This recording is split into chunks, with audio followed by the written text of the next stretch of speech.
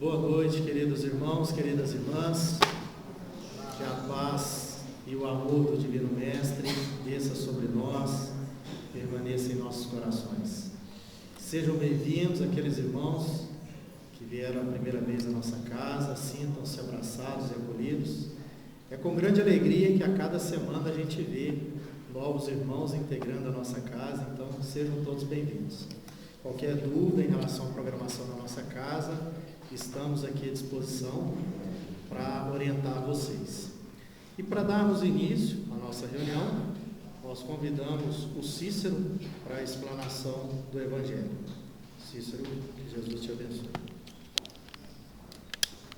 Preferência?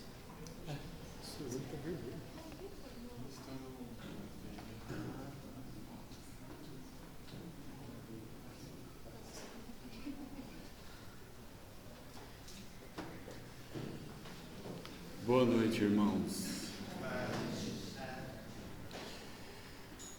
Nós vamos falar do Evangelho, capítulo 14. Honrai o vosso pai e a vossa mãe. Mais um grande capítulo em termos de aprendizado para nós. Um capítulo que fala do amor ao próximo e da caridade. Nosso Mestre Jesus veio ensinar basicamente a nós termos fé, amar a Deus sobre todas as coisas e ao próximo, como a nós mesmos, né? Amando ao próximo, a gente extingue toda a maldade, toda a injustiça que há em nós encarnados nesse nosso mundo de provas e expiações. Então, a terceira revelação do Espiritismo, né, através do Espírito da Verdade, vem explicando cada parte do Evangelho para que a gente possa praticar a fé raciocinada. E nesse capítulo que ele fala de honrar o vosso pai e a vossa mãe, que a gente deve praticar a caridade e o amor com o próximo e mais ainda com os nossos pais. Porque foram eles que permitiram que nós reencarnássemos e pudéssemos passar pelas provas, expiações, vicissitudes e promover a nossa evolução moral, para chegarmos, né, a ser espíritos de luz também, que é o nosso grande objetivo. E nesse item 8, ele fala especificamente na parentela corporal e a parentela espiritual. Vou ler um pedacinho aqui para nós. Os laços do sangue não criam forçosamente os liames entre os espíritos. O corpo procede do corpo, mas o espírito não procede do espírito, porquanto o espírito já existia antes da formação do corpo. Não é o pai quem cria o espírito do seu filho. Ele mais não faz do que lhe fornecer o invólucro corpóreo, cumprindo-lhe, no entanto, auxiliar o desenvolvimento intelectual e moral do filho, para fazê-lo progredir. Então, com relação à família corporal e à família espiritual, ele vem nos dizer que a verdadeira família é a família espiritual, e que, com certeza, na família corporal, muitas vezes nós pedimos para encarnar juntos. É onde existem ali os irmãos, os pais, parentes, né, que se gostam, que se amam, né? E ali entre, né, o crescimento e a passagem aqui na Terra, vão se dando os grandes aprendizados e um suportando o outro. Mas acontece também de ter parentes, irmãos, ou até pais e mães, que não se dão. E que ele explica aqui nessa passagem que é natural. Isso faz parte, é uma provação. Ou porque nós pedimos para vir naquela família para algum resgate, ou foi compulsório, e que faz parte da nossa evolução. E ele diz mais, e que o Espiritismo explica isso, né? Só o Espiritismo, através da nossa crença de que a vida verdadeira vida é espiritual e que a gente tem várias reencarnações e que a justiça divina ela é infinita, é que pode explicar porque muitos de nós não se dão entre família, mas às vezes a gente tem uma simpatia gigantesca com alguém fora da família, um amigo, enfim, né? E que isso é já, digamos, a família espiritual nossa, né? E que mais uma vez Jesus utiliza desse ensinamento para explicar que ele estava na casa dele cheio daquelas pessoas e que chegam os irmãos dele e a mãe e as pessoas vêm avisar: Senhor, Senhor, seus irmãos e sua mãe estão lá fora. E ele diz: todo aquele que tem em seu coração o Deus, nosso Pai, é meu irmão e é minha mãe. Ou seja, os verdadeiros irmãos são os nossos irmãos em vida espiritual. E é por isso que nós devemos praticar o amor para com o próximo. E quem é o nosso próximo? Qualquer um, qualquer ser humano. E praticar a caridade com todos eles. Como que a gente pratica a caridade com o nosso próximo? Através da indulgência e da caridade. A indulgência, a gente vai entender porque o próximo é tão diferente, pensa tão diferente de nós. Mesmo que seja uma pessoa de difícil tratamento. A gente pode, através da caridade, praticar o amor junto ao próximo, através desses ensinamentos. Então vamos agradecer, né, ao nosso Mestre Jesus, a espiritualidade superior, através dessa terceira revelação, por nos ajudar a praticar essa fé raciocinada para a nossa evolução nessa nossa encarnação. Obrigado, que Jesus abençoe a todos nós.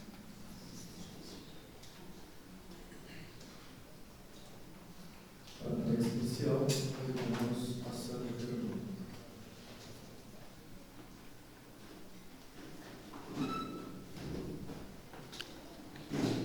Boa noite, meus irmãos. Então, nesse momento, nessa noite, vamos elevar o nosso pensamento a Deus, nosso Pai, agradecendo, primeiramente, por aqui estarmos, por podermos estar aqui na Terra, presenciando tudo o que nos é mostrado, todos os ensinamentos que nos chegam, nesse momento que para nós é de super importância. Estamos aprendendo, estamos levando os nossos pensamentos ao mais alto, agradecendo pela oportunidade, pelo amor, e pedimos ao Deus nosso Pai, a Jesus, aos bons espíritos que nos assistem, que assistem a essa casa, que nos abençoe, que derrame sobre nós toda a sua bênção, que essa bênção possa clarear os nossos pensamentos, a nossa mente, o nosso físico, a nossa alma, elaborando em nós os princípios do amor e da caridade. Que Deus, nosso Pai, esteja nos acompanhar nessa noite, fazendo com que nós possamos, então, assimilar todos os ensinamentos que nos chegam através da nossa palestrante, Fabiana, que ilustre essa noite.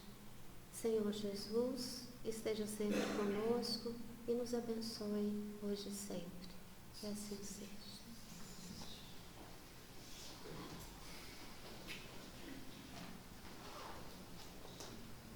E dando continuidade, passando para o nosso tema da noite de hoje. Nosso tema da palestra é Fé, Mãe da Esperança e da Caridade. E quem vai nos ajudar no entendimento desse tema é a querida Fabiana Manhães.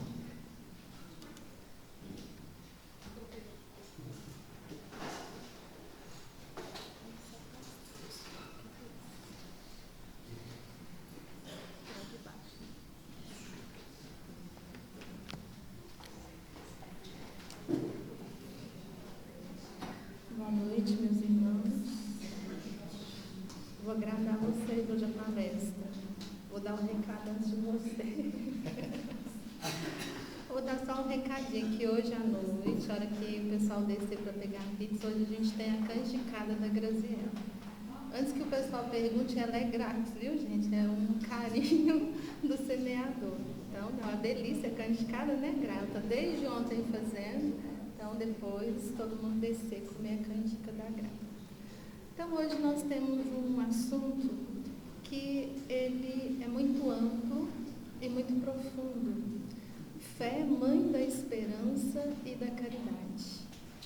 E para a gente iniciar esse assunto, nós vamos iniciar com uma história muito bonita, contada pelo espírito Amélia Rodrigues, que está no livro Pelos Caminhos de Jesus.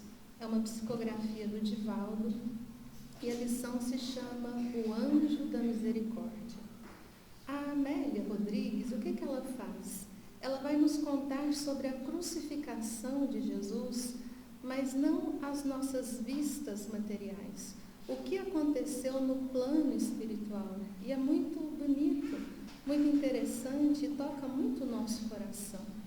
Porque ela fala que naquela tarde tenebrosa, em que Jesus ali já estava crucificado, com as suas contorções dolorosas do corpo, se abeiram ali do madeiro 3 vultos luminosos, 3 entidades, se ajoelham aos pés da cruz, e um desses vultos, ele se aproxima do Cristo e diz: Senhor, porque falhei na minha missão, peço ao Senhor que me leve contigo para os cimos esplendorosos em que tu irás.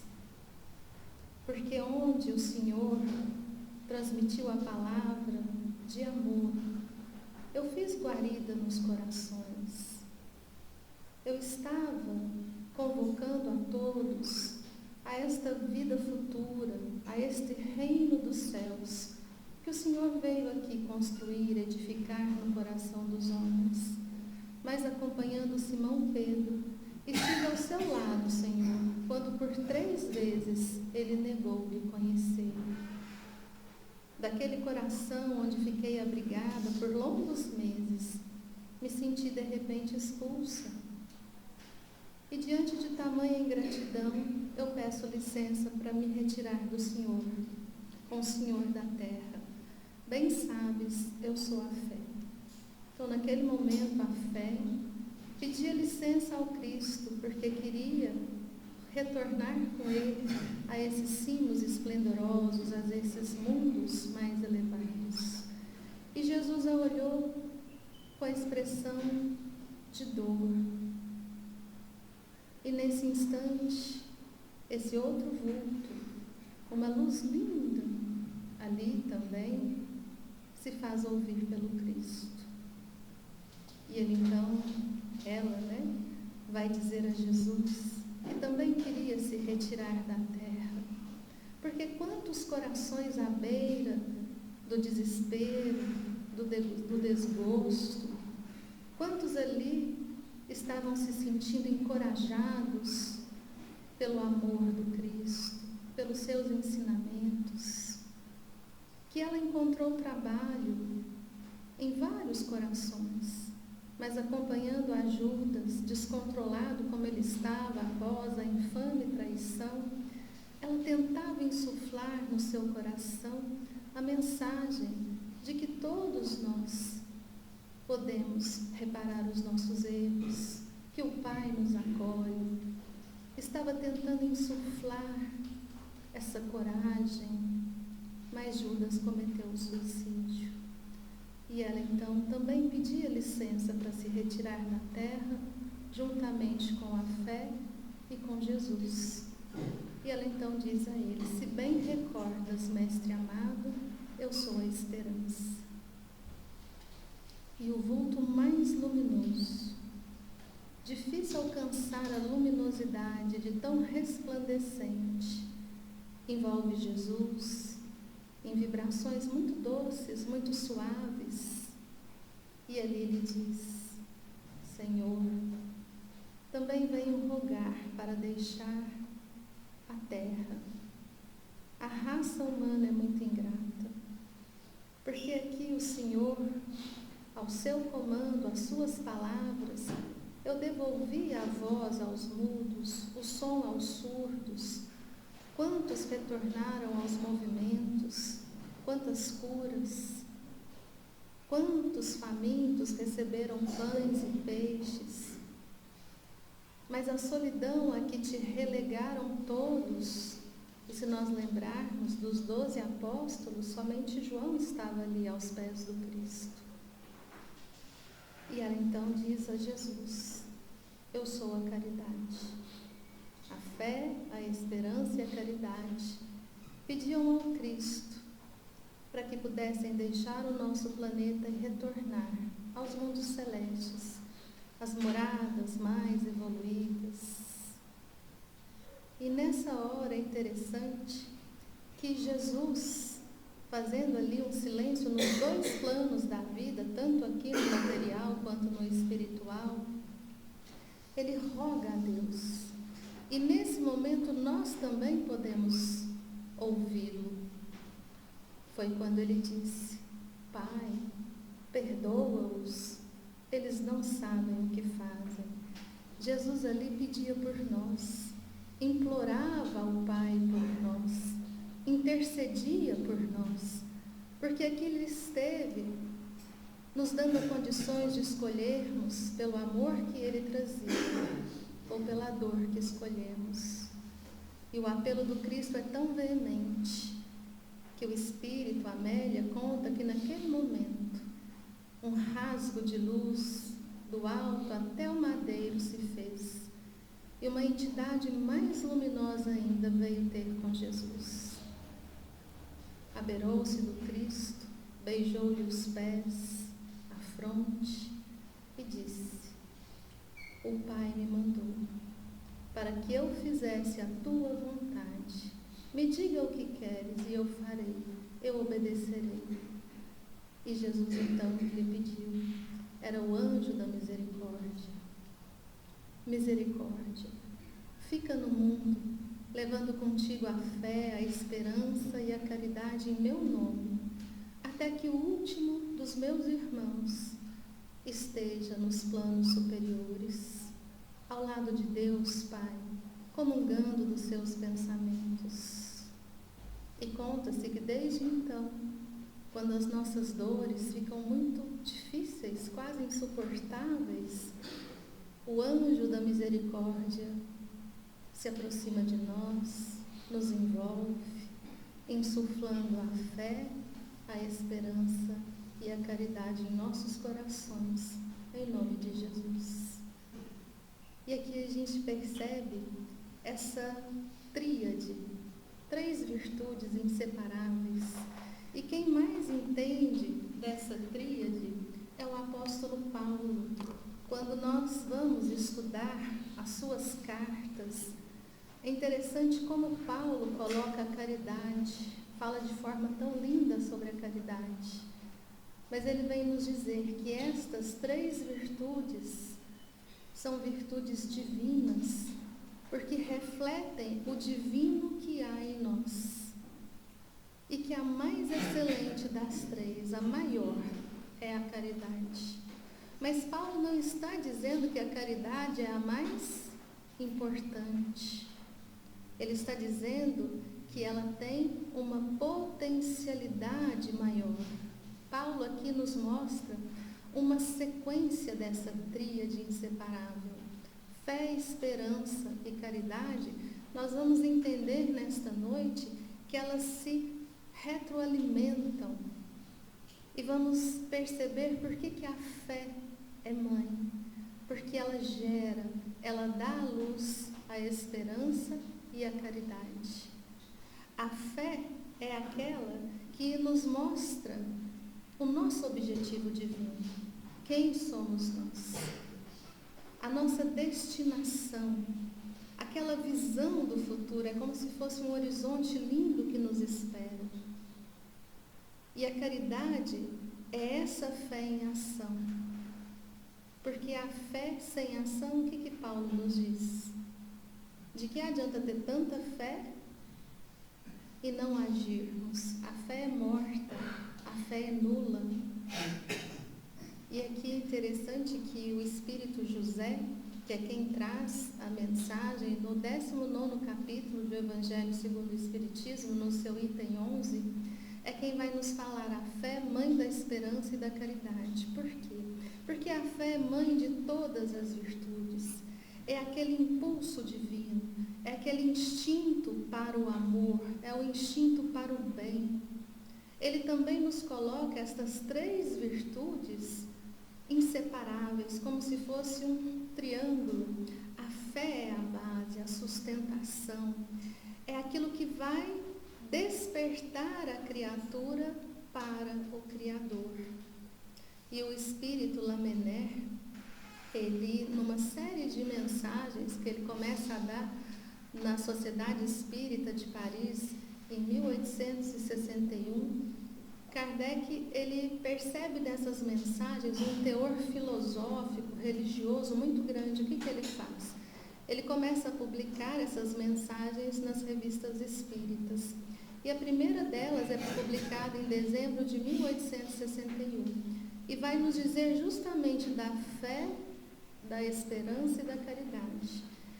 E ele então fala que a religião, ou seja, fé, esperança e caridade, o emblema de Deus na terra, se tornará imbatível, inabalável, lutará contra todo e qualquer tipo de preconceito, de desamor. Porque religião, ele vai nos dizer que é Deus, as suas leis.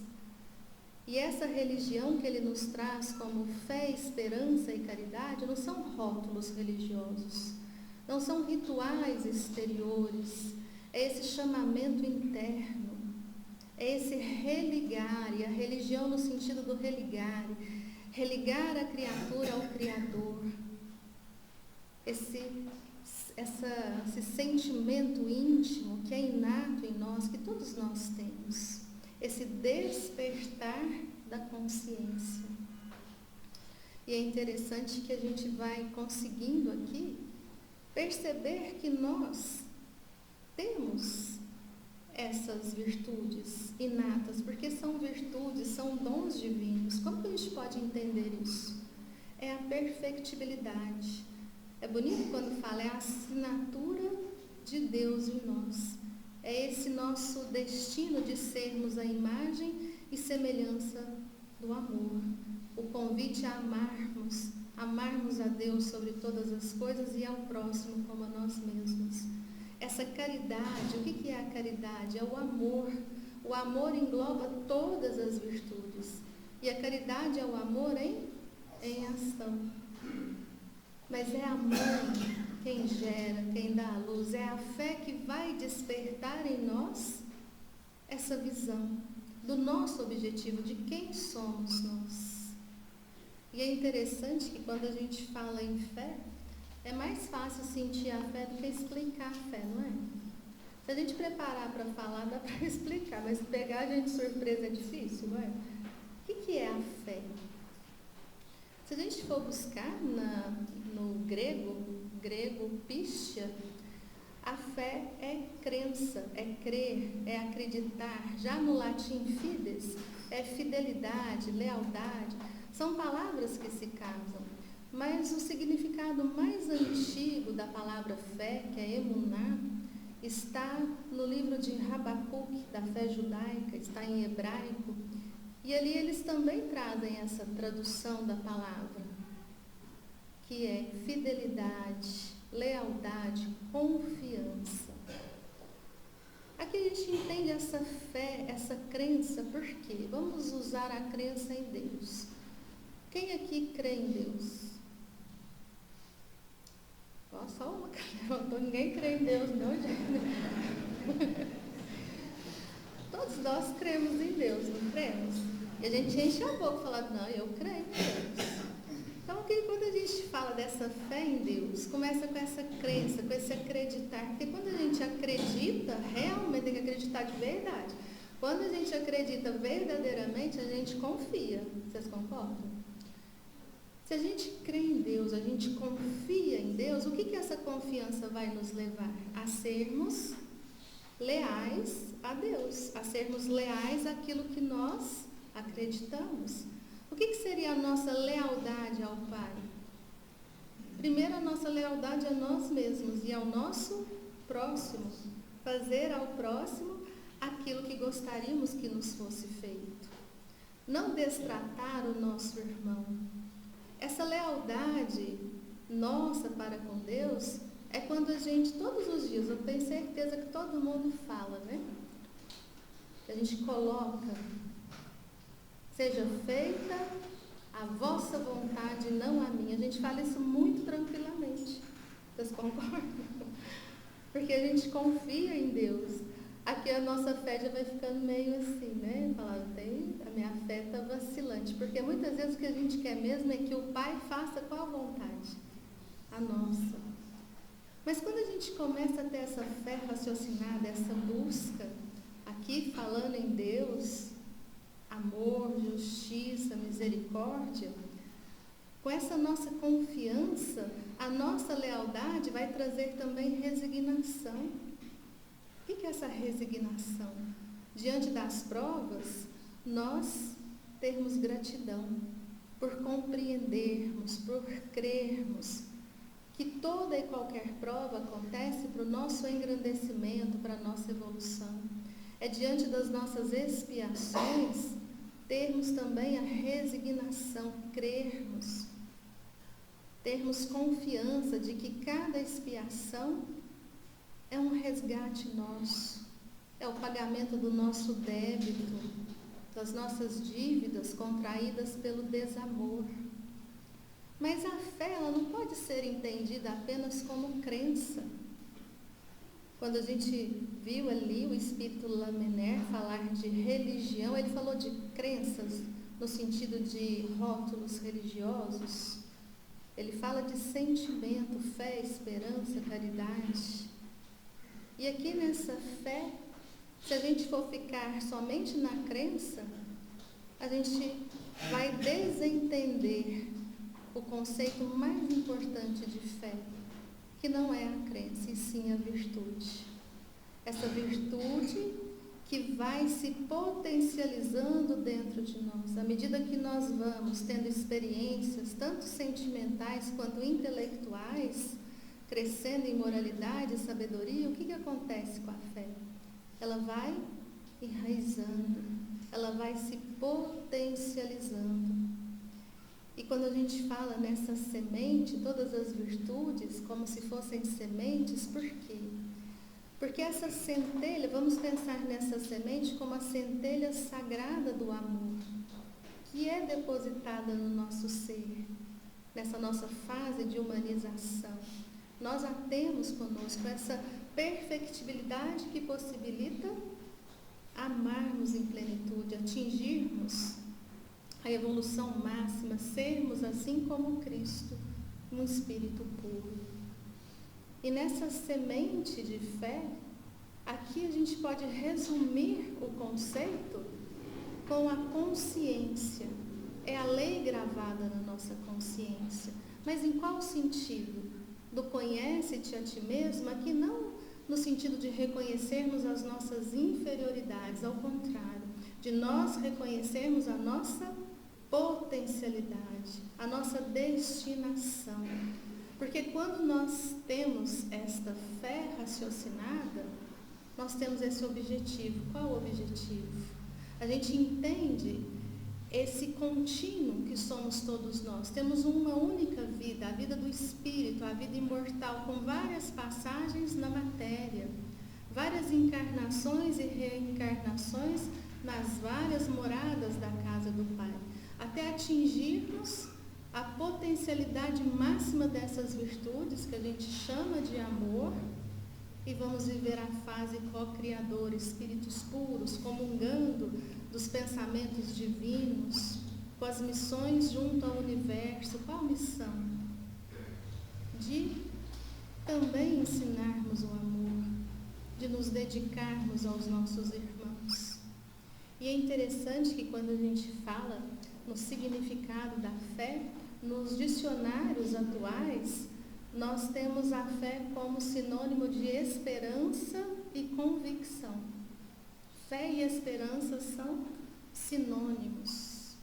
O que é esperança? Esperança é esse sentimento íntimo que nós temos de que tudo vai dar o quê? Tudo vai dar certo. Pode acontecer o que for, porque lá no íntimo a gente fala assim, vai dar certo. Morreu, mas vai dar certo, porque só morre o corpo. Vocês concordam, né? Tudo vai dar certo.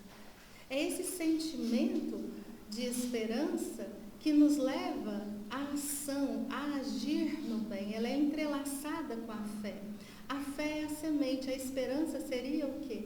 Essa primeira imagem, a sementinha está lá na terra, não tem nada, a gente não está aqui, a gente está vendo, mas a gente não estaria vendo nada, a gente está ali o quê? Regando essa semente. É a vida futura, é esse objetivo que a fé nos traz.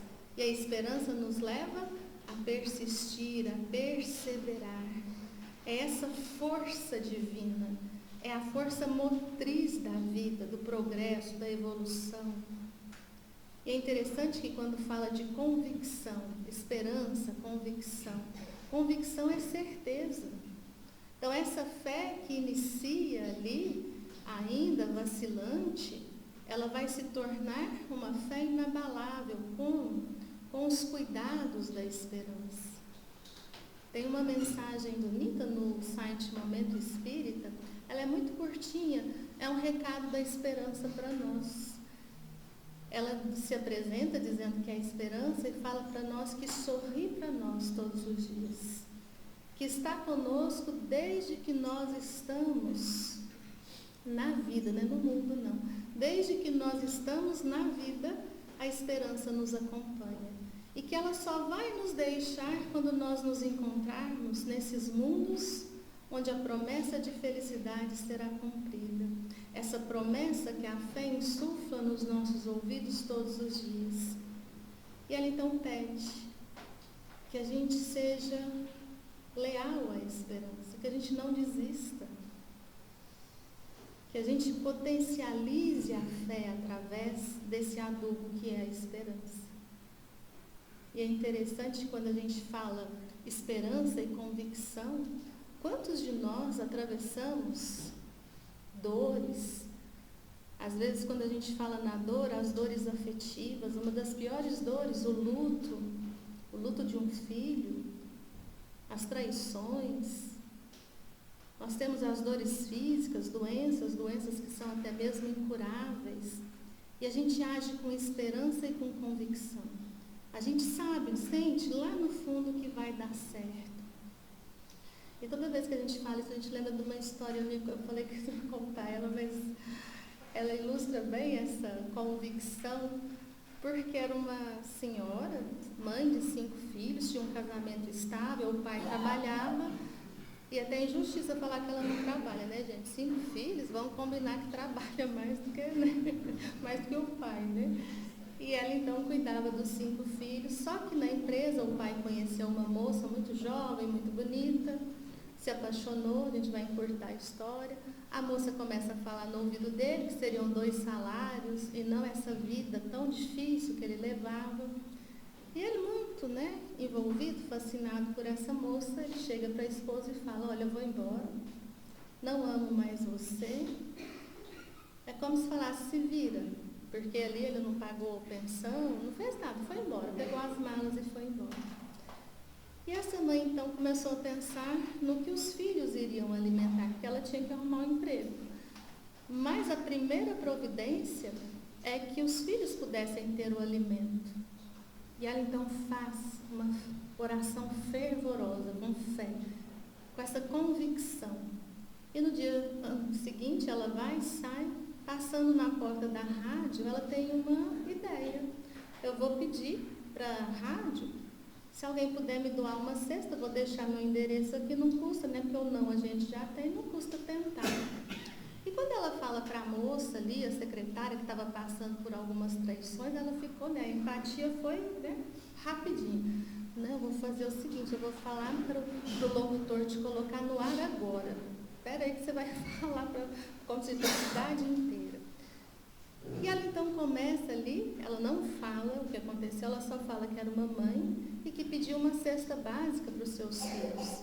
E que ela tinha certeza, ela já agradecia aquela alma bondosa que mandaria, ela tinha certeza que a cesta iria, e falando em Deus, e o empresário que estava, né, tomando banho, se aprontando para ir para a empresa, ele ficou indignado com aquela mulher. Gente, esse povo que é, né, muito crente, né, é um povo ignorante demais. Da onde que Deus vai mandar a cesta para ela? E aquilo mexeu tanto com ele estava com tanta raiva daquela mulher que ele anotou o endereço, né? Aí chegou na empresa, chamou 2 funcionários e falou, vocês vão no supermercado, mas não vai comprar uma cestinha não, vocês vão comprar uma cesta que dê para 1 mês.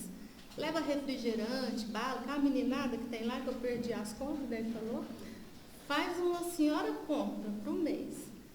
Aí eles até acharam estranho, porque ele não era caridoso. Só que tinha um detalhe, ele falou, a hora que chegar lá, vocês vão falar que foi o diabo que mandou a cesta para essa mulher.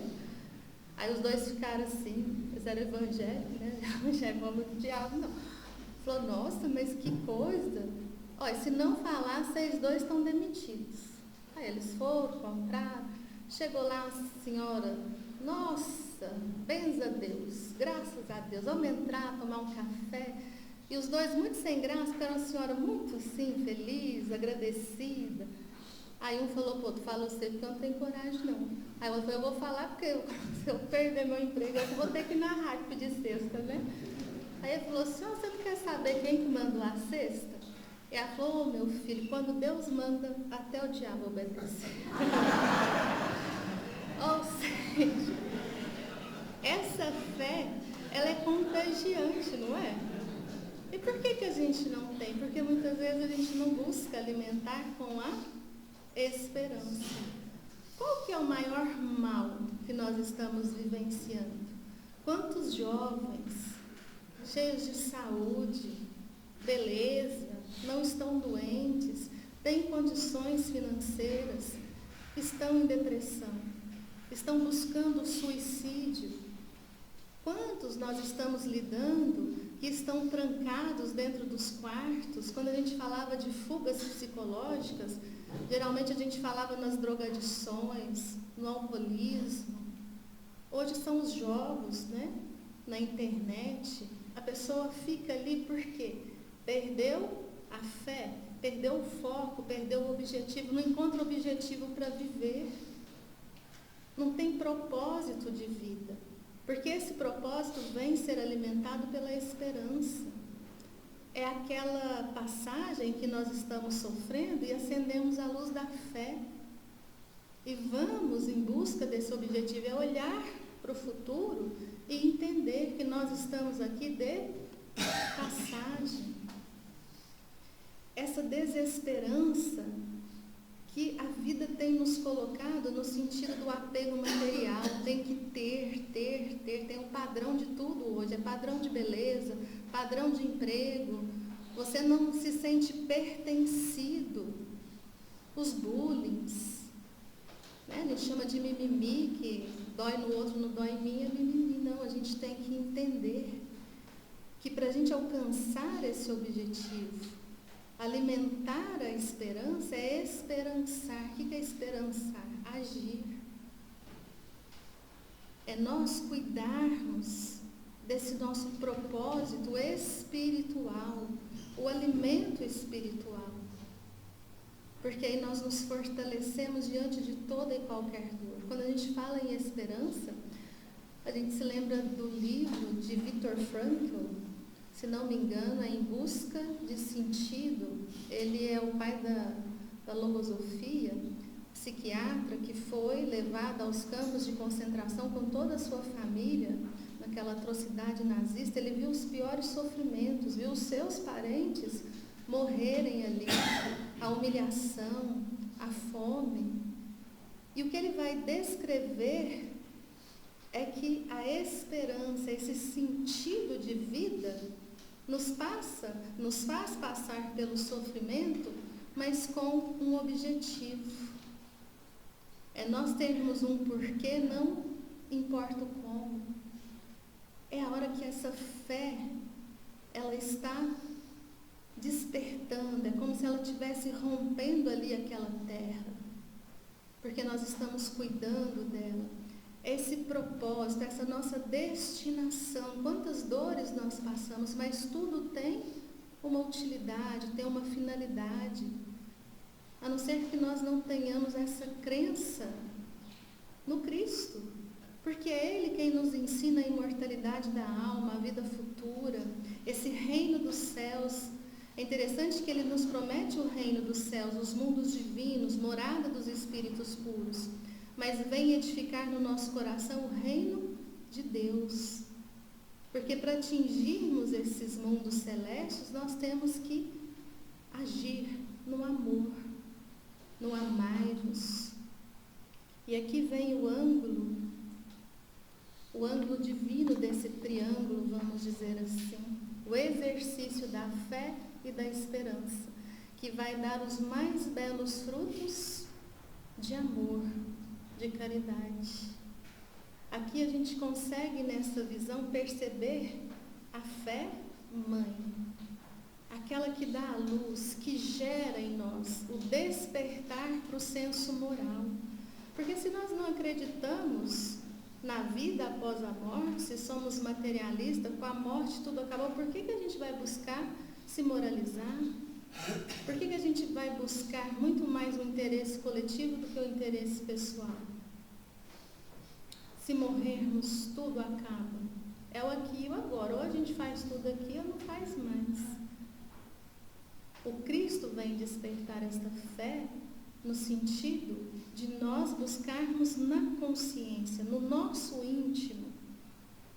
E é interessante que quando a gente fala em caridade, nesse amor em ação, o Espírito Lamennais também, na questão de número 917 de O Livro dos Espíritos, ele vai nos dizer que os caridosos é que têm as portas do reino dos céus abertas.